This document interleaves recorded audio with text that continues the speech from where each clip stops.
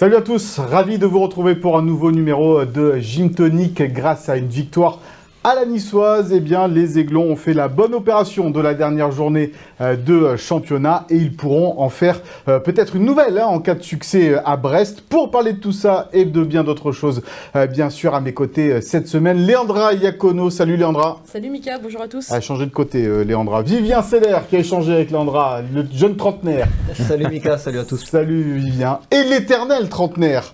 Toujours beau gosse, Antoine Delgoulet est avec nous. Salut Antoine. Salut Mika, bonjour à tous. C'est à la place de la légende, attention à vos chers, celle-là. Notre invité cette semaine connaît l'OGC Nice sur le bout des ongles, tout comme il connaît très bien l'entraîneur de Brest, Éric Roy. L'ancien président de l'OGC Nice, Maurice Cohen, est avec nous. Salut Maurice. Salut, bonsoir à tous. Merci d'être avec nous sur ce plateau, président. C'est toujours un plaisir de parler de l'OGC Nice. Toujours avec toi, évidemment, on se régale à chaque fois.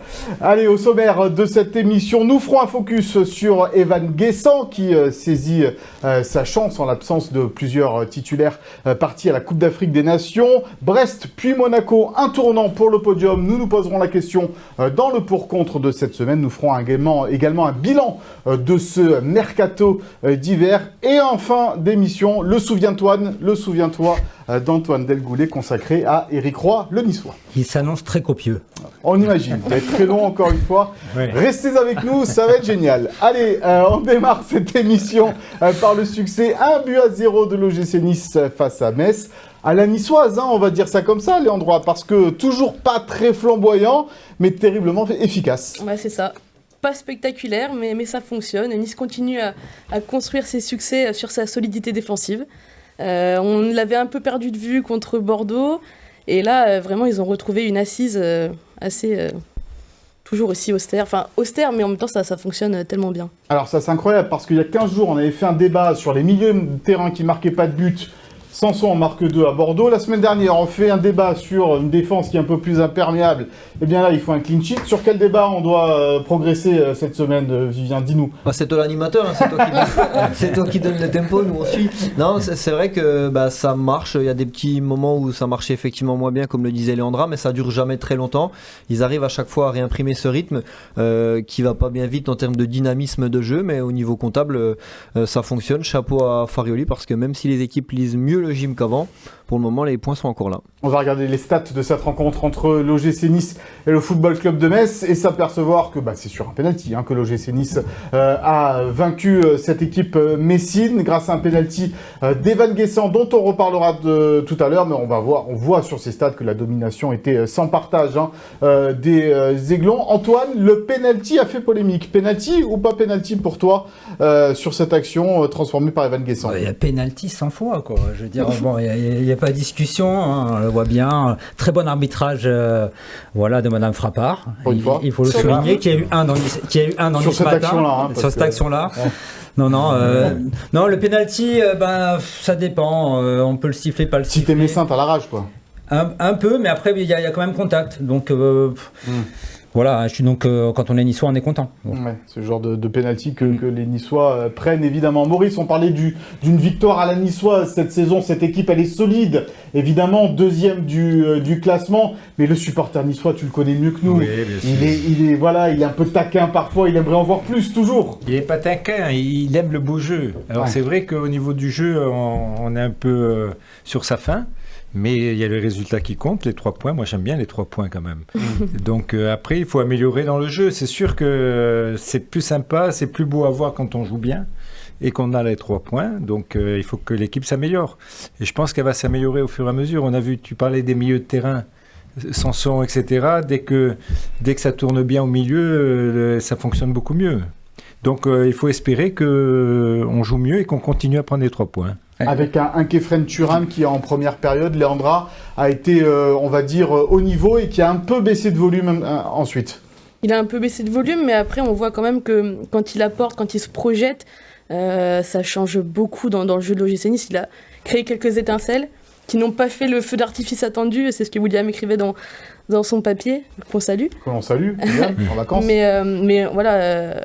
on en attend encore mieux de lui, il doit faire encore plus. Je pense que ce qu'il nous montre là, c'est vraiment le minimum de ce qu'il doit donner. Donc on espère que sur la deuxième partie de saison, en tout cas sur ce qui reste, il va enfin prendre son rythme de croisière. Ouais, c'est ce qu'a remarqué également Francesco Farioli à l'issue de cette rencontre quand on l'a interrogé sur Khéphren Thuram. Antoine, maintenant, il reste combien ? Il reste une quinzaine de matchs dans ce championnat. Quand on est deuxième au classement, ça veut dire quelque chose, là, quand même. Là, c'est que c'est plus vraiment une surprise. Maintenant, Nice, ils sont à prendre au sérieux. Après, on critique sur le jeu, mais là, il faut aussi bien voir quand même que Metz, quand même, comme l'avait annoncé d'ailleurs William, le scénario était annoncé, Metz 30% de possession de balles. Donc c'est sûr qu'il a défendu dans son camp pendant toute la rencontre. Surtout en deuxième mi-temps. Ouais. En première, ils ont essayé 5 minutes. Voilà, ils ont essayé un petit peu. Et moi, ce qui m'a donc c'est sûr que quand on joue comme ça, c'est difficile aussi de percer une muraille, surtout avec le jeu de Nice. Moi, ce qui m'a surpris, c'est Dante qui jouait, qui se projetait énormément dans la surface. Presque numéro 10. Ah ouais, presque numéro 10, c'était incroyable.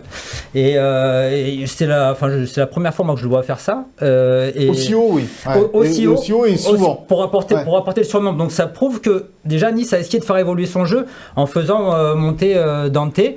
Ça n'a pas apporté énormément, mais ça peut-être le faire plus contre des équipes qui sont bloc bas. Et contre Bordeaux, Nice avait mieux joué parce que Bordeaux avait plus ouvert le jeu aussi. Hein. Et on en reparlera évidemment du positionnement de Dante tout à l'heure, parce qu'au match aller, Eric Roy, il avait réservé un petit coup de tactique spécial sur Dante et les Niçois. On en reparlera tout à l'heure. Celui dont on va parler, c'est le focus de cette semaine, c'est Evan Guessant. C'est parti.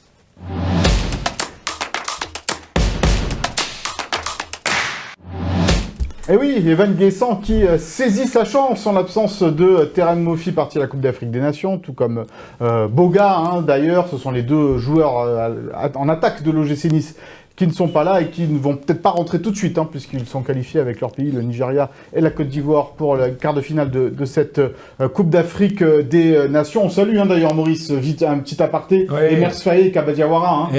Ça fait plaisir de voir ces deux joueurs qui ont porté le maillot de l'OGC Nice, cet entraîneur, et j'espère qu'ils vont se retrouver face à face. Ça serait intéressant à voir. Ça serait une belle histoire, effectivement, entre les deux anciens aiglons. Celui qui, en ce moment, donc saisit sa chance, c'est Evan Guessant. On va regarder ses stats depuis le début de la saison à l'attaquant de l'OGC Nice. Et on va voir qu'avec 4 buts marqués, il s'en sort plutôt pas mal sur 21 matchs joués, mais évidemment pas souvent comme titulaire. C'est un but tous les 6 tirs pour Evan Guessant. Qu'est-ce que tu en penses, toi, Léandre ? Parce qu'on est parfois un peu difficile avec lui, et j'ai des fois des débats enflammés avec Will à propos d'Evan Guessant, mais force est de constater que là, pour le moment, il remplit bien les cases, quoi. Il remplit les cases, on sent qu'il est en progrès, que la confiance est en train de le gagner aussi, et c'est ce qui lui manquait, je pense, à un moment donné. Là, décisif sur les buteurs sur les 2 derniers matchs. Donc, il a un impact au niveau statistique, mais il a aussi un impact dans le jeu. Parce qu'on voit que de haut but, il apporte énormément et il bouscule vraiment les défenses. C'est quelqu'un qui ne s'arrête jamais de proposer. Donc, vraiment intéressant. Après, pour moi, Terem Moffi reste le titulaire. Il n'a pas encore, je pense, assez de l'efficacité nécessaire, en tout cas, pour le challenger. Mais en tout cas, il est en progrès. Et c'est ça un peu peut-être le défaut d'Evan, c'est ça un peu sa maladresse parfois dans le dernier geste, Vivien. Ouais, après on a souvent coutume de dire que ces joueurs qui se donnent énormément, comme Laborde par exemple, peuvent avoir ce petit défaut-là. Moi je vois pas un gouffre entre les deux joueurs. Moffi marque quand même pas mal de buts et évidemment c'est mieux quand il est là, mais je trouve pas qu'il ait encore complètement justifié l'investissement. Guessant apprend bien, a été patient avec les prêts à Nantes, il a mis quand même quelques buts à Nantes qui avaient compté. Voilà, moi je trouve que c'est prometteur. Ouais, effectivement être plus efficace c'est la clé pour franchir ce palier. Mais là profiter du fait que Moffi n'est pas là et qu'il joue pas pour le moment avec le Nigeria, c'est la bonne période et il le fait plutôt bien. Ce qui est intéressant, Maurice, quand même, c'est que Evan Guessant, c'est un joueur du centre de formation. Il est issu du centre, c'est ça qui est important. Oui. Et puis moi, je trouve que c'est un bon petit joueur. Il a beaucoup d'énergie. Il se met souvent dos au but à récupérer les ballons. Il travaille beaucoup et il apporte beaucoup en attaque. Alors, c'est pas Moffi et Guessant, ça peut très bien aller ensemble aussi. Ça dépend comment on joue. Oui, d'ailleurs, Moffi à droite, des fois, et Guessant dans l'axe. Donc, je pense que c'est un bon petit. Je pense qu'il va progresser encore. Mais il prend confiance et je crois que c'est bien. Et puis, c'est un joueur sur lequel on ne comptait pas au départ. Et qui, maintenant, prouve qu'il il a sa place dans l'effectif. Et qui a bien fait de ne pas partir aussi parce qu'il était sollicité l'intersaison du côté du mercato d'été. C'est un joueur qui peut progresser, bien sûr. C'est un jeune joueur, c'est ça aussi qui est intéressant. On parlait de la finition tout à l'heure. Ouais, c'est intéressant. Enfin, il a quand même déjà 22 ans. Mais après, ce qui est intéressant, je trouve qu'il a 48% de duels gagnés. Pour un attaquant, c'est quand même assez remarquable. Et ce qui prouve, comme disait Maurice, c'est que au but, justement, il gagnait beaucoup de duels et il faisait bien dans l'orientation du jeu, ce que beaucoup plus que Mofi. Alors effectivement, il peut encore progresser. Il a que 22 ans.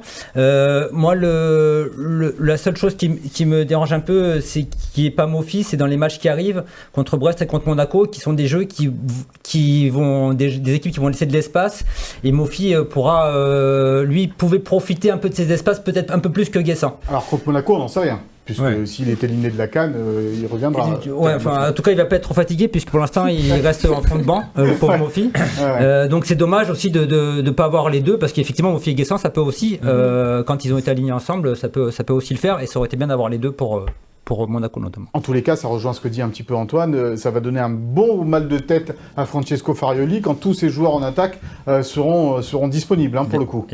C'est génial parce que là, avec tous les retours, avec le mercato aussi, tous les postes sont doublés, donc la concurrence vraiment, il y en a à toutes les lignes. Et en plus, il y a aussi les jeunes qui poussent à côté, qui sont en 3e choix peut-être dans la hiérarchie. Donc vraiment, il y a un effectif complet et qui va permettre aussi de faire marcher cette concurrence saine. Puisque tu as parlé du mercato, la passe D, elle est toute trouvée. On va évidemment parler du bilan de ce mercato d'hiver du côté de l'OGC Nice avec, on va voir d'abord le tableau des arrivées. 4 arrivées même, on peut dire, du côté de l'OGC Nice, puisqu'il y a eu Valentin Rosier, Mohamed Ali Chaud, Maxime Dupé et le petit jeune Victor Orakpo, dont Vivien va nous faire le portrait dans quelques secondes. Côté départ, Badreddine Bouanani prêté à Lorient, Salvatore Sirigu qui est allé chercher du temps de jeu, Reda Belayan en Italie, ça c'est un transfert, et puis Bambou et Amraoui, pour l'anecdote, Léandra, il était prêté dans un premier temps à Nancy. Ça l'a pas fait. Il a filé à Amiens hier. Oui, c'est ça, ça l'a pas fait. Ça faisait une semaine qu'il était à l'entraînement avec le groupe de Pablo Correa. Et puis, un groupe qui tombe et il n'est pas dedans. Et a priori, jeune joueur, il n'a pas très bien réagi, ce qui n'a forcément pas plu au club de Nancy. Donc du coup, en gros, c'était un petit peu gagnant-gagnant. Enfin, tous les clubs se ressortaient un petit peu gagnants du fait que Amraoui, finalement, a filé du côté d'Amiens, donc en Ligue 2, donc ce qui va lui permettre de gagner une division. Et puis Nancy qui a été assez souple quand même pour le laisser partir parce qu'il ne voulait pas retenir un joueur qui n'avait pas forcément trop envie de rester. Et surtout la mentalité pour ne pas accepter d'être dans un groupe, ça c'est assez incroyable comme histoire. Mon cher Vivien, je te regarde parce que dans les 4 arrivées qu'on a montrées, il y a le jeune donc nigérian Victor Orakpo. Ça c'était une surprise, mais c'est pas pour le groupe pro, c'est pas pour tout de suite. Oui, il faut un petit peu de patience. Tout le monde essaie de trouver un peu des infos sur ce joueur que je veux pas dire que pas grand monde connaît, mais en tout cas au niveau du monde professionnel. Joueur de 18 ans tout récemment, depuis la mi-janvier, 1,94, un beau bébé, contrat de 3 ans et demi, et qui n'avait jamais joué avec l'équipe première du Bayern Munich, parce que c'est de là qu'il arrive, qui avait été révélé lors d'un tournoi international. Le Bayern se base comme ça sur des repérages et des tournois, pardon. Et donc il avait tapé dans l'œil du gym. Il commencera donc, comme tu l'as dit, avec le groupe élite pour s'aguerrir, comme ça a pu être le cas sur d'autres mercatos de jeunes joueurs du gym. Je crois qu'il y a un défenseur qui venait de Sochaux notamment. Et il a donc déjà passé plusieurs semaines avec le groupe élite de Didier Digard l'été dernier. Et voilà, il n'était pas encore dans les radars non plus de l'équipe première du Nigeria, de la sélection, parce que c'était un très jeune joueur, mais a priori prometteur et beau gabarit. Ouais, beau gabarit pour Victor Orakpo. On va faire le bilan. Maurice, moi je me souviens de mercato d'hiver quand tu étais président, où on faisait le pied de grue là-bas en bas de Charles Herman, et tu étais presque... Voilà, tu savais pas comment faire, qui faire, parce que l'OGC n'avait pas les mêmes moyens. À l'époque, il fallait faire des prix, il fallait faire des choses comme ça. Là, ça va vite maintenant avec l'OGC et Florent Ghisolfi. C'est quasiment, dès la mi-janvier, on savait où on allait, quoi. Oui, ça va vite. On a un bon directeur sportif. Mais si je voudrais être un petit peu critique... Ah, vas-y. Voilà, quand on est 2e du championnat, les actionnaires auraient pu faire un effort beaucoup plus conséquent pour pouvoir bâtir une équipe encore plus compétitive. Mais tu aurais voulu quoi de plus alors? Moi j'aurais voulu un vrai numéro 10. Un joueur créateur. Un joueur créateur au milieu. J'aurais voulu un défenseur central complémentaire. Voilà, au moins ces 2 joueurs, mais de niveau européen. Voilà. Pour aller chercher pour toi le podium, ça passait par là. Pour essayer d'aller chercher le podium et puis d'avoir une équipe encore plus compétitive. Sur le défenseur, critique, mais après, ce qui est fait aujourd'hui par le directeur sportif Laurent Ghisolfi, c'est très très bien avec les moyens qu'il a. Il faut parce qu'ils ont réduit la voilure. N'oublie pas que ça a coupé un peu des cordons de la bourse. C'est pour ça que je te dis que ce qu'il a fait avec les peu de moyens qu'il a, c'est formidable. Ça me rappelle notre époque. Quoi. On se battait avec des bouts de ficelle. Mais complètement d'accord avec Maurice. Mais comme il dit, l'actionnaire, il a quand même les moyens de rallonger la sauce, et ce qu'il ne fait pas alors qu'on est deuxième. Et là, c'était quand même C'est la question de sa priorité, comme on disait. Oui, d'accord, mais bon. Non, mais après, le but, c'est aussi d'avoir un club qui soit viable économiquement. Ils sont en train aussi de recréer une structure qui soit presque indépendante de l'actionnariat, qui n'aurait pas besoin de rajouter tout le temps de l'argent. Oui, mais bon, quand tu es deuxième. Donc ça passe aussi par les ventes, a priori. C'est bien d'avoir la Ligue des Champions, parce que la Ligue des Champions, quand tu es en Ligue des Champions, ça te rapporte aussi beaucoup d'argent. Ils ont estimé qu'ils avaient le groupe nécessaire et que les petits ajustements suffisaient. Et puis l'argent, tu vas peut-être en avoir l'été prochain, avec les départs de Todibo, de Kefren Turam peut-être. Ça peut te rapporter aux alentours de 100 millions d'euros, peut-être ces ventes-là. Et qui sait ce que pourra faire Florent Ghisolfi avec 100 millions d'euros. Déjà, ce qu'il arrive à faire avec 20 ou 30, ça peut être quelque chose d'assez exceptionnel. Alors, il y a un joueur qui a été présenté ce matin du côté du centre d'entraînement de l'OGC Nice. C'est le deuxième gardien, Maxime Dupé, qui est arrivé la semaine dernière. Donc, doublure de Marcin Bulka. Vous voyez donc sur ces images l'arrivée de Maxime Dupé et sa présentation. Je suis même moi aussi dans l'image, tiens. Pour le coup, je suis partout sur ce coup-là. On va l'écouter, Maxime Dupé, sur son choix de venir ici à l'OGC Nice, parce qu'on le rappelle, il était doublure de Kasper Schmeichel à Anderlecht. Il vient doublure de Marcin Bulka à Nice. Avant tout, je pense que c'est l'humilité et le travail. Je viens ici pour accompagner Marcin, pour l'aider et continuer à ce qu'il soit performant comme il le fait depuis le début de saison. Aussi bien avec Teddy et le jeune Bartosz. Voilà, on est un groupe, je sais pas ce qu'on veut dire, une famille. Et voilà, tous ensemble, on veut la même chose, c'est réussir à pas prendre de but. Pas prendre de but, évidemment, pour Maxime Dupé. On ne sait pas s'il jouera encore en Coupe de France mercredi contre Montpellier. Ça sera le choix, évidemment, de Francesco Farioli. William nous disait dans cette émission que Marcin Bulka, normalement, devrait jouer tous les matchs jusqu'à la fin de la saison. Mais bon, quand un deuxième gardien arrive de sa trempe, en plus, parce que c'est un bon gardien, Maxime Dupé, ancien Toulousain, évidemment, pourquoi pas le faire jouer Ce qui lui est arrivé à Anderlecht, c'était quand même vraiment pas cool, parce que lui, il venait pour être numéro 1. Et au final, 2 mois après, Kasper Schmeichel arrive et en fait, il est très ami avec le directeur sportif d'Anderlecht. Et du coup, la concurrence était un petit peu biaisée dès le départ. Et je crois que c'est Marc Wilmots, l'ancien sélectionneur de la Belgique, qui est maintenant consultant, et qui disait c'est presque un assassinat prémédité, quoi. Donc vraiment, je pense que là, il a besoin aussi de retrouver un peu une bonne ambiance à Nice dans un club peut-être un peu plus on sait qu'en plus Kasper Schmeichel, c'est pas le meilleur des coéquipiers dans un vestiaire. Donc contrairement à Bulka, du coup. Donc ça a dû être un peu compliqué pour Maxime Dupé dans cette affaire. On n'a pas oublié un transfert. Antoine, tu voulais dire un truc ? Je voulais dire que ça serait bien que Maxime Dupé joue la Coupe de France, puisqu'il l'a gagné avec Toulouse. Donc, ça serait... On n'a pas oublié un transfert, là, les amis, là Rosier, Chaud. Attal qui n'est pas parti. Non, c'est pas ça. Non, moi j'en ai un transfert. Regardez, dans la galaxie Ineos, qui va partir du côté d'un autre club. Eh bien oui, c'est Lewis Hamilton. Il va quitter Mercedes et Ineos pour aller chez Ferrari en 2025. Voilà, c'était la petite blagounette. C'est un bon footballeur ou pas du jour, en tous les cas, lui il vit à Monaco, il vit pas à Nice. Lewis Hamilton. Est-ce qu'il viendrait dans Gym Tonic ? Mais il est l'invité permanent. Voilà, c'est quand il veut. C'était la petite blague. Allez, c'est l'heure de l'indiscret. Vous n'avez pas prévenu,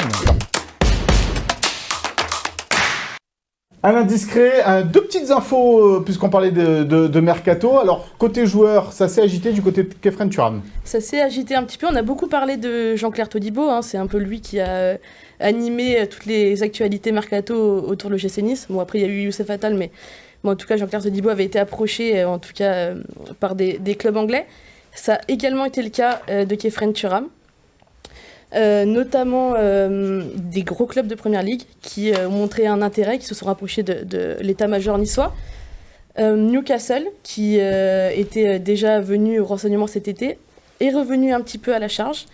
Ils ont changé d'avis parce que faire un transfert de cet ordre en hiver, un peu risqué, et puis ils voulaient vraiment un milieu qui soit tout de suite dans le bain, qui n'ait pas besoin de s'intégrer, ou en tout cas d'un temps d'adaptation. Mais ça a été une grande fierté du bord niçois, en tout cas d'avoir su garder Jean-Claire Todibo et Kefren Turam, encore une fois, après cet été, et pour au moins 6 mois. Et d'ailleurs, il y a aussi une offre sur un jeune joueur de l'OGC Nice, Daouda Traoré, c'est ça, que la Juventus de Turin voulait. Oui, la Juventus a fait une offre qui a été refusée sans aucune hésitation par l'OGC Nice, parce qu'il compte vraiment sur ce jeune joueur. L'équipe parlait d'une offre d'environ 8 millions d'euros. Je n'ai pas réussi à me faire confirmer le chiffre, mais en tout cas, il y a vraiment eu une offre, et la Juventus a reçu une fin de non-recevoir très, très en tout cas, sans aucune hésitation, très ferme, tout à fait. L'OGC Nice, c'est un super joueur. Daouda Traoré, tu connais, ouais. Moi, je l'ai vu jouer quand il était au centre de formation. Ouais. C'est un super joueur. Et l'OGC Nice qui arrive à garder ses meilleurs joueurs et ses jeunes joueurs sur un mercato, ça aussi. Ça, c'est bien. C'est une époque qui change. Ça, c'est bien, c'est une époque qui change, et puis c'est comme ça qu'on peut construire une équipe à long terme. Ouais. Enfin bon, il y a quand même le départ de Belayan, moi, qui me déçoit un peu.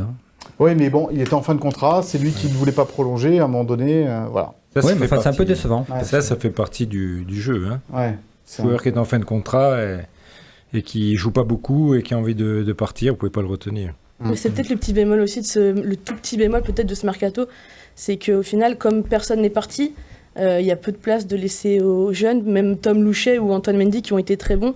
Là, avec tous les retours, ça va être compliqué de gratter du temps de jeu sans doute. Ouais, Antoine Mendy qui a plutôt été convaincant au poste de défenseur central quand il a joué. Ouais.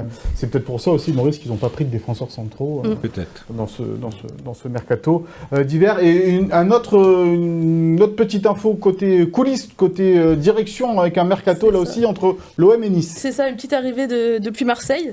Donc avec Yacine Sossé-Alaoui, qui est devenu le nouveau directeur de la stratégie et du business de l'OGC Nice. Voilà, ce sont des termes un petit peu... tout un programme, quoi. Tout un programme. Mais en tout cas, ce qu'on le sait, c'est qu'il va être, comme tous les directeurs de service, placé sous la responsabilité du directeur général Fabrice Boquet. Et puis lui, son rôle, il va vraiment être axé sur la stratégie de développement, dans un rôle très transversal, vraiment, avec des projets lancés un petit peu dans tous les services.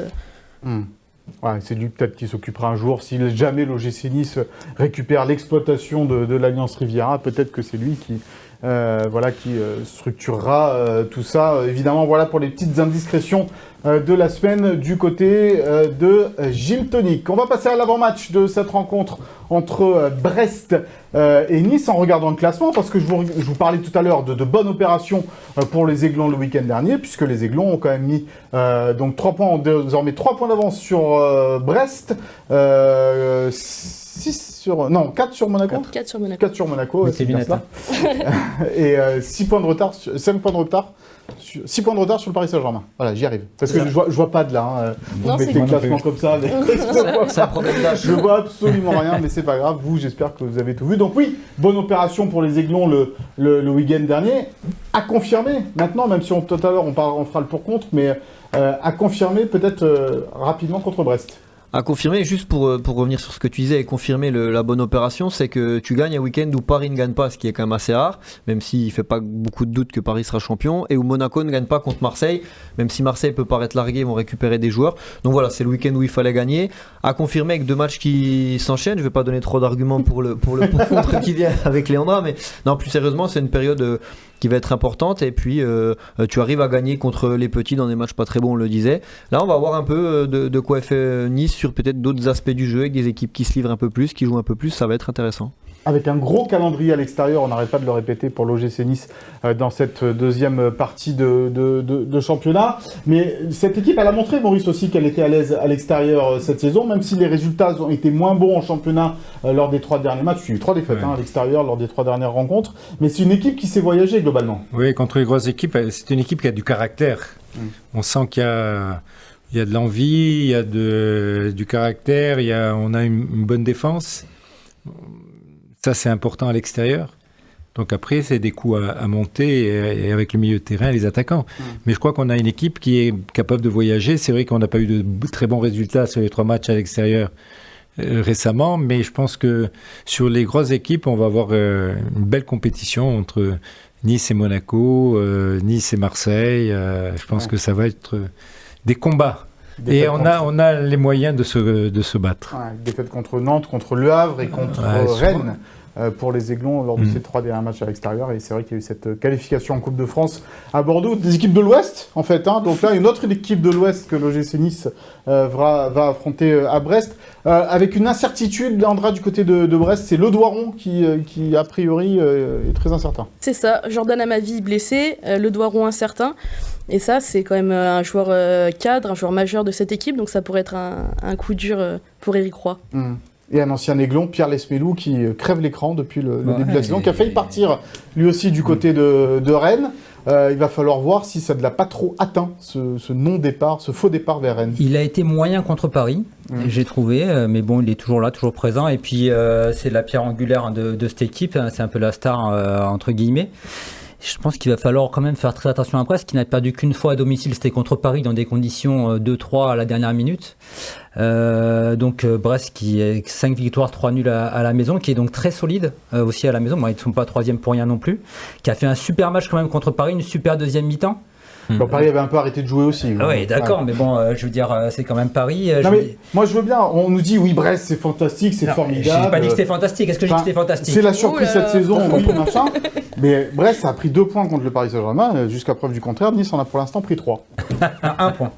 Brest n'a pris qu'un point. Après 1 point, t'as raison. Oui, il y a le match nul et la défaite à domicile dans les dernières secondes, tu as raison. Donc 1 point contre 3. Moi, je vois le plan contre 3. Non, mais après Brest, voilà, c'est puis il y a Éric Roy qui à l'aller a su on va parler de ça. Complètement contenir l'OGC Nice. Donc, qu'est-ce qu'il va nous réserver au retour?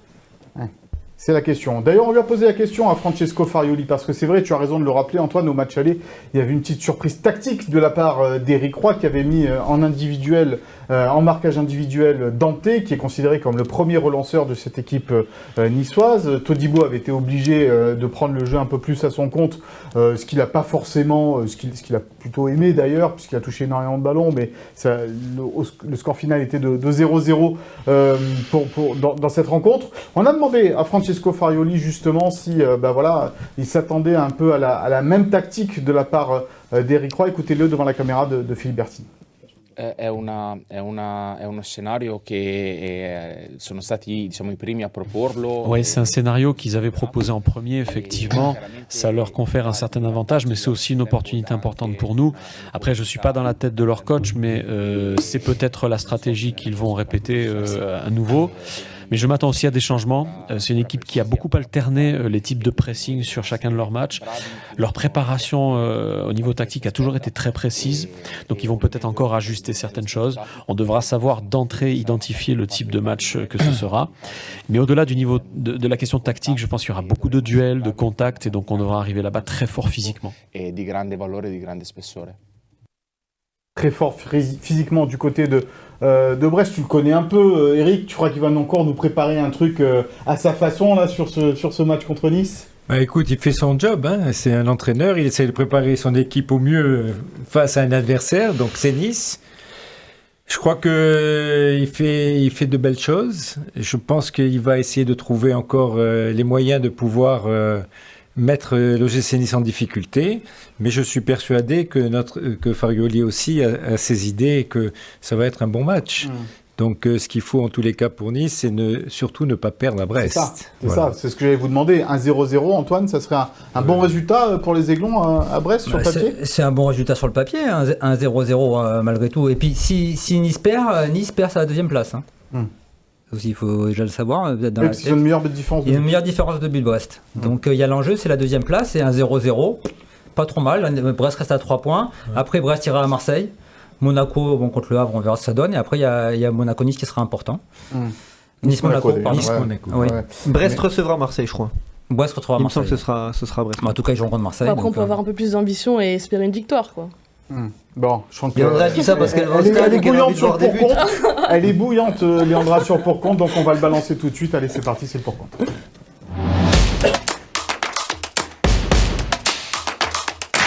Et le thème de ce pour compte, Brest, donc comme on l'a dit, puis Monaco, entrecoupé d'un match contre Montpellier en Coupe de France, mais ça, on en parlera plus tard. Est-ce que c'est un tournant pour le podium ? Allez, honneur à Vivien, tiens, pas honneur aux dames cette fois, honneur à Vivien, le petit nouveau de la bande. Alors ça peut être important, mais ce ne sera pas un tournant, déjà parce qu'il restera 13 matchs derrière, donc 39 points distribués, c'est quand même colossal. J'ai regardé aussi, si Nice vient perdre les 2 matchs qui viennent et que Brest et Monaco gagnent respectivement leurs 2 matchs, Nice serait qu'à 3 points de Brest et 2 points de Monaco, donc pas du tout largué.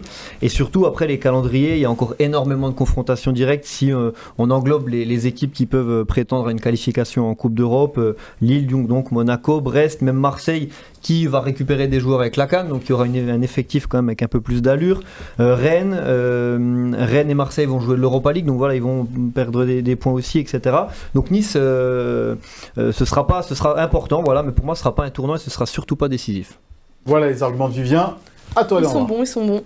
Mais à l'inverse, moi je pense que c'est un virage très important. Il y a des tournants dans une saison, ça sera pas le seul. Mais en revanche, Nice l'aborde un petit peu en position de force au classement, parce qu'en cas de victoire, tu mets Brest à 6 points, Monaco à 7. Donc là, ce sont un peu 2 balles de break à convertir. Attends, parce que Monaco n'a pas encore perdu contre le Havre. Hein. Oui, non, mais si tu gagnes ces 2 confrontations... Ah, sur les 2 Oui. Et donc voilà, t'as 2 balles de break à convertir. Au tennis, on sait que ça fait pas gagner un match, mais en revanche, ça te met en bonne position. On sait que le sprint de finale n'est pas très loin, que tous les points vont compter à partir de maintenant, que psychologiquement aussi c'est important de prendre un avantage, de faire mal à tes concurrents directs. Donc là c'est un petit peu, soit tu restes dans le train et puis tu te prends un peu à rêver et tu sais que tu peux le faire et tu es encore en position de force par rapport aux autres, ou alors tu le laisses un peu passer et au final tu t'exposes au retour des concurrents directs. Mais moi je suis pas inquiète parce que Nice je trouve a été au rendez-vous en tout cas de ces grands matchs depuis le début de la saison. Maurice, un tournant pour le podium ou pas toi, tous les matchs, c'est un tournant. Ouais. Tous les matchs. Il y a le match à Brest, il faut faire un résultat. Si on peut gagner, ça serait très bien, parce qu'on les mettrait à distance. Mais si on fait un match nul, c'est bien aussi. On est en bonne position. Après, on reçoit Monaco. On est pas mal. Moi, j'y crois. Je pense que vraiment, cette année, on doit arriver à finir sur le podium. On a fait l'essentiel a été fait. Il reste 13 matchs. Maintenant, il faut gagner 6-7 matchs pour assurer notre place sur le podium. Donc ça ne se jouera pas sur les 2 matchs à venir, Maurice ? Non, parce que le championnat est long. Non, pas sur les 2 matchs. On peut avoir une contre-performance et pouvoir gagner après des matchs qu'on ne pensait pas gagner, etc. Ça va se jouer au couteau, de toute façon. C'est un championnat évidemment très serré. C'est un championnat sympa. Antoine, la synthèse de tout cela, qui t'a convaincu ? Alors, Vivien m'a donné un billet, alors c'est Vivien qui m'a convaincu avant le match, et puis je sais que sa famille le regarde, donc ça lui fera plaisir. Voilà, donc je donne le point à Vivien, parce que déjà, aussi je suis d'accord avec lui qu'il restera 13 matchs, c'est encore beaucoup. Ouais. Mais j'avoue que je suis quand même d'accord avec Léandra, parce que si Nice marque les 6 points, marque 6 points sur ces 2 matchs-là, il y aura un petit trou qui sera fait effectivement, et ça mettra aussi un coup sur la tête aux autres prétendants au podium. Donc je dis match nul, mais je donne mon point à Vivien pour que sa famille soit contente. Parce que tu es un corrompu. Voilà. Il t'a donné combien ? Je double. Elle peut doubler. Léandra peut doubler la mise évidemment. Non mais c'est sûr que ça. Moi je donne le point à Léandra. Moi aussi je donne le point à Léandra. Donc voilà, ça fait 3 points. 2 points pour Léandra. Aussi, il m'aurait donné le point. Ah oui, certainement. Certainement. Mais j'ai été corrompu. Tiens, il y a une petite musique là en ce moment là sur Brest, sur le podium. Tiens, qu'est-ce que va faire cette équipe en Ligue des Champions s'ils se qualifient ? Et puis on commence à entendre un peu la même musique avec Nice. Nice va en Ligue des Champions. Pourquoi faire ? Alors évidemment, on n'en est pas là, mais c'est injuste de parler comme ça, de mettre Nice et Brest dans le même lot, dans le même panier pour le moment, parce que les moyens ne sont pas les mêmes, rappelons-le quand même. Non, les moyens ne sont pas du tout les mêmes, parce que je sais que j'avais... 15e budget de Ligue 1. 48 millions Brest. Moi, j'avais rencontré Eric par hasard l'année dernière à Strasbourg. Quand il jouait, j'étais là-bas parce que ma femme est strasbourgeoise, donc j'étais au match, Strasbourg-Brest. Et il me disait qu'il avait un budget de recrutement de 500 000 €. pour pouvoir faire un transfert. Donc ça m'a rappelé le temps quand j'étais président, on n'avait pas fait débrouiller. Ouais. Donc non, on n'est pas dans la même catégorie. Nice a mis beaucoup plus de moyens, on a un budget beaucoup plus important et je pense qu'on a les moyens au niveau sportif et au niveau effectif supérieur à Brest. Le tout, c'est que Brest joue un peu comme on jouait nous, au caractère. C'est un peu ce que donne Eric à cette équipe. Il y a beaucoup de caractère, beaucoup d'envie, un bon état d'esprit, et c'est un peu ce qui fait la différence. Mais au niveau effectif, on n'est pas dans la même catégorie. Mais Maurice, est-ce que tu ne penses pas qu'à un moment donné, comme l'OGC Nice en 2002-2003, ils vont craquer à un moment donné, Brest ? Oui, ils peuvent craquer parce que là, ils sont au taquet. Hein. Ouais. Ça va dépendre des 2 prochains matchs, on l'a dit tout à l'heure. Moi, j'ai eu Tony Turbos en début de semaine et Tony me disait que s'ils étaient quand même encore là à 15 journées de la fin, c'est que c'était pas par hasard. Non, c'est pas par hasard, mais le championnat est long. Oui. Il va y avoir les matchs importants maintenant, parce que tout le monde va vouloir jouer. Il y a 4 clubs qui vont pouvoir jouer la Champions League cette année. Donc tout le monde va se battre comme des fous. Hein. Mais on s'attendait à... Enfin, ce qui est fou, c'est que déjà à l'aller, Brest était premier et Nice était deuxième. Et on était tous très étonnés, on se disait les deux vont se casser la gueule, entre guillemets. Et au final, 3 mois après... ils sont encore sur le podium, donc ça prouve quand même une régularité. C'est-à-dire, s'il y en a un des deux qui doit craquer, c'est plus Brest que Nice. Mais ma question, elle était sur l'année prochaine, en cas de qualification dans les coupes européennes. Est-ce que c'est du mépris de classe de dire Brest n'a rien à y faire, Nice, ils jouent pas bien, ils n'ont rien à y faire non plus. Est-ce que on n'est pas là de dire il y a que Lyon, Marseille qui comptent? Est-ce qu'ils font le travail, ces clubs-là, en Coupe d'Europe, globalement, on est quand même plutôt décevant, même le PSG avec ce qu'on attend de ce club. Et au pire, Brest va y aller, il va peut-être se cracher parce qu'il n'aura pas l'effectif et le budget. Bon ben voilà, ça aura peut-être fait grandir le club, ça aurait été une visibilité, et on aura un club qui se sera loupé comme Marseille l'a déjà fait, je crois, en Ligue des Champions, à prendre 0 points ou à se faire sortir au préliminaire cette saison. Si on brillait tous les ans, la question serait plus légitime. Bon voilà, ça va un peu faire tâche. Je suis pas sûr que ce soit si inquiétant que ça, pour Brest comme pour Nice. Toulouse a fait aussi belle impression là en Ligue Europa. Ils ont résisté à Liverpool. Enfin, voilà, il y a un moment, il faut arrêter de prendre. Il faut arrêter de prendre c'est pas un grand club avec d'énormes moyens, Lens. Non, mais si demain Brest joue la Champions League, ils vont avoir un budget plus important. Ils vont doubler leur budget parce que la Champions League, ça rapporte entre 40 et 50 millions minimum. Et c'est un message d'avoir gardé Pierre Lesmelou cet hiver. Et Brassier aussi, peut-être. Oui, Brassier, de refuser des offres qui étaient quand même assez conséquentes par rapport au budget de Brest. Ça prouve aussi que Brest n'a pas envie de lâcher prise. Et Nice dans tout ça. Mais moi, ce qui fait un petit peu peur, c'est que quand ensuite, pour l'instant, ces deux clubs n'ont que la Ligue 1 à jouer, mais quand l'année prochaine, ils auront une Coupe d'Europe à jouer, plus la Ligue 1, plus la Coupe de France, on regarde Nantes la saison dernière. Sur les effectifs, tu parles sur les effectifs, sur la capacité à gérer les effectifs, les matchs tous les 3 jours, etc. Regardez Nantes l'année dernière qui a failli descendre parce qu'ils jouaient la Coupe d'Europe, ils avaient gagné la Coupe de France, malheureusement contre Nice. Mais et on a bien vu aussi que Nice, quand ils jouent la Coupe d'Europe, ils ont eu quand même des saisons plus difficiles en championnat. Donc après, moi je pense que si Nice se qualifie en Ligue des Champions, là ça sera à Ineos de vraiment mettre la main à la poche pour qu'ils aient un effectif très conséquent. Brest, je pense qu'ils pourront pas le faire. Mais Nice, je pense que eux, ils ont un actionnaire qui aura les moyens de faire ça pour leur permettre justement de jouer sur plusieurs tableaux. Ce qui n'a pas été assez le cas, je trouve, quand Nice était en Coupe d'Europe. Regardez Lens au début, comme ils ont souffert aussi. Il n'y a pas que Paris, Lyon ou Marseille qui ont le droit de jouer la Ligue des Champions tous les ans, évidemment. Il y a ces clubs qui le méritent amplement par leur classement si jamais ils arrivaient à tenir jusqu'à la fin de ce championnat. On revient sur ce match entre Brest et Nice et on va passer à la compo probable.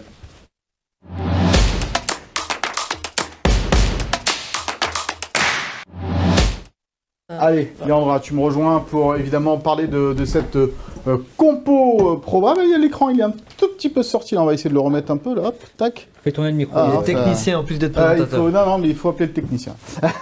Allez, viens Leandra, on va évoquer évidemment cette compo entre Brest et Nice. Avec une petite info d'abord, Sofiane Diop, ça risque d'être compliqué pour lui. Oui, il a ressenti une douleur sous la voûte plantaire, pardon. Comme moi. J'ai une douleur sur la voûte plantaire. Donc tu pourras pas jouer alors. J'ai des semelles et tout. Et donc il est incertain, une décision sera prise demain. D'accord. Bon, alors. Mais Valentin Rosier sera dans le groupe. Et d'ailleurs, dans cette défense, Oui, alors en fait, moi je suis partie sur la même composition que contre Metz, parce que Francesco Farioli était ravi du match. Lui, il était très satisfait de ce que son équipe a donné. En revanche, voilà, le seul doute que j'avais, c'était entre Diop et Shaw, et du coup, cette incertitude m'a rassurée. Donc, on partirait sur une défense arrière droit Lotomba, la charnière évidente Todibo Dante et Melvin Barr arrière gauche. Au milieu de terrain.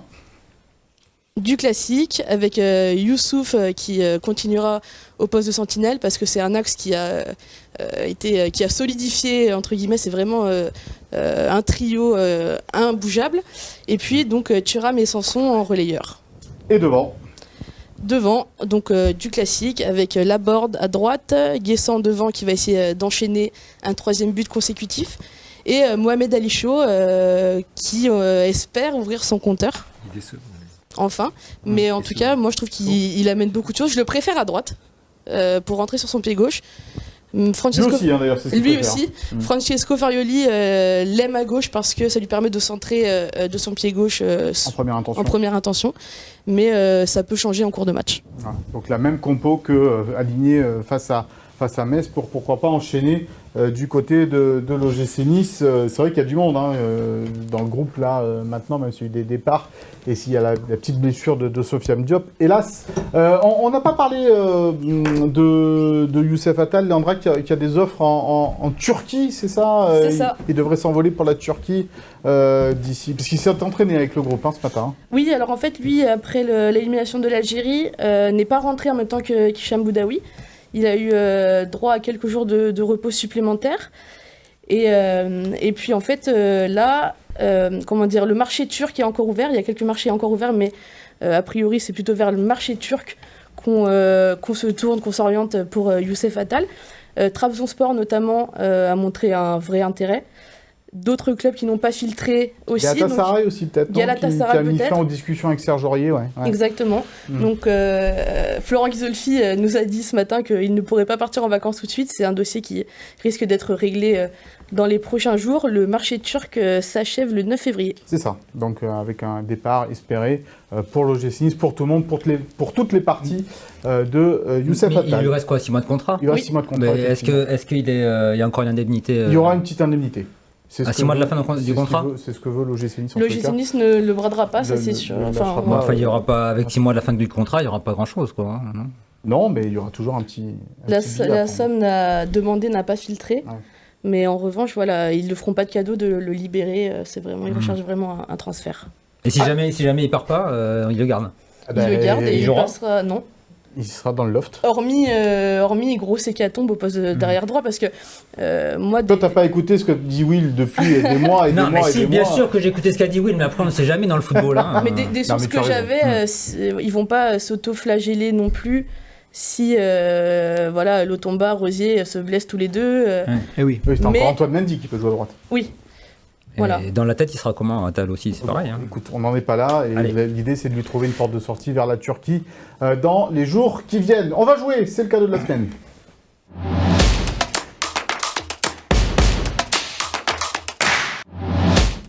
Et à gagner 2 superbes lots, puisque c'est 2 places tout simplement pour le derby entre Nice et Monaco la semaine prochaine du côté de l'Alliance Riviera.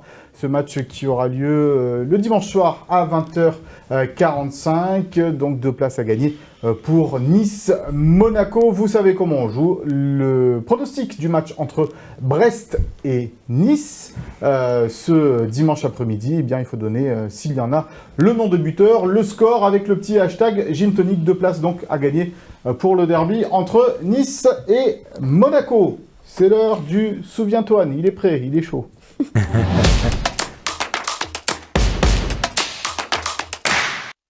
Souviens-toi d'Antoine, donc ça devient évidemment le Souviens-toi, Éric Roy, le Niçois. Éric Roy, le Niçois, donc ça sera, j'espère que vous avez du temps devant vous. Voilà. Et puis en plus... Ah, mais essaye de faire propre, quoi. Tu vois, pars pas dans tous les sens comme la dernière fois. Là, tant que tu ne parles pas de Baratelli, on est avec ton PSG, je sais plus quoi, ton PSG. Il nous a dit que je vais embêter Mika, nous.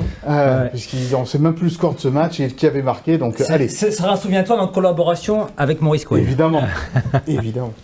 Donc voilà, donc Éric Roy, donc le Niçois, il est né il y a 56 ans à Nice et il a débuté au football au Cavigal. donc avec comme entraîneur Il a Maurice démarré Cohen. débutant au Cavigal, au Stade Saint-Roch à l'époque. Il a fait toute sa carrière au Cavigal, depuis débutant. Jusqu'en junior. Jusqu'en junior. Il a été, j'étais l'entraîneur à l'époque des petits. J'ai du mal à te voir avec un short. Débutant, et les crampons. poussin, mais minime avec mon ami Diego Noto. On a été champion de la Côte d'Azur, champion du Sud-Est, avec Éric Roy qui jouait avant-centre à l'époque. C'était un très très bon avant-centre. Il marquait beaucoup de buts de la tête. Marquait beaucoup de buts de la tête. Il était un jeu intelligent parce que c'est un garçon très intelligent. Donc il avait un beau jeu. Il plaisait, il ressemblait un peu à son père parce que son père était Serge a été un super joueur à Monaco. Il avait un peu la même façon de jouer devant. C'était un super joueur. Et Eric a fait toute sa carrière au Cavigal et après il est parti à l'OGC Nice en junior. Voilà. Ce qui est de plus en plus rare maintenant puisque les jeunes sont pris et bientôt on les prend à 12 ans. Alors, et à l'OGC Nice, donc il a fini sa formation et il a commencé à jouer en DH avec. Il a alterné entre la DH et la D3 avec Daniel Sanchez qui était entraîneur de la DH. C'est pas facile à dire. Sanchez qui était entraîneur de la DH et Pierre Alonso qui était entraîneur de la D3. Le papa de Jérôme. Pardon ? Le papa de Jérôme, tout à fait, qui est d'ailleurs sont très très amis, Jérôme Alonso et Éric Roy.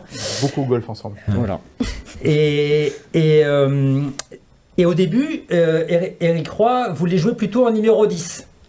Mais Sanchez et Alonso trouvaient qu'il manquait un peu de vivacité malgré sa technique et ils ont décidé de le reculer au milieu de terrain, au milieu défensif, numéro 6.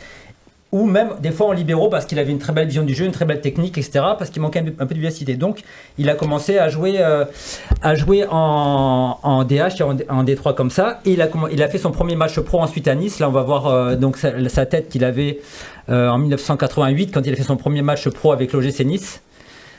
Donc voilà, donc il a pas changé. Voilà. Il avait les cheveux un peu plus clairs. Voilà. Et là donc de 88 à 92 il a joué à l'OGC Nice. Là c'était entre 91 et 92. On reconnaît Olivier Fugin à ses côtés, Fred Joria, je pense, Thierry Chrétien au haut à droite. Et le président André Boïs. André Boïs et en bas Jean-Philippe Mathieu.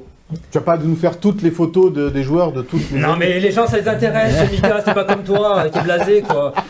Les gens ils voient qu'ils ont joué, mais aussi avec le l'OGC Nice, il a joué aussi avec Tony Kurbos, avec Marco Elsner, Miloš Djelmas, Jules Bocandé. Il a fait